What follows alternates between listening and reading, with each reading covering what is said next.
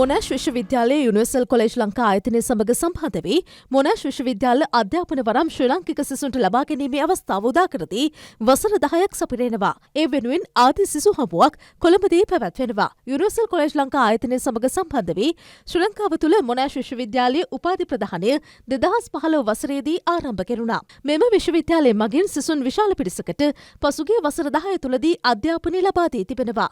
පශ්චාත් උපාධි හා වැඩිදුර අධ්‍යාපනය සඳහා මෙම කාල සීමාවේදී ඕස්ට්‍රේලියාව මෙන්ම මැලේසියාවේ පිහිටි මොනෑෂ් විශ්වවිද්‍යාලයට සිසුන් 800කට වැඩි පිරිසක් යොමු කර තිබීමද විශේෂත්වයක්.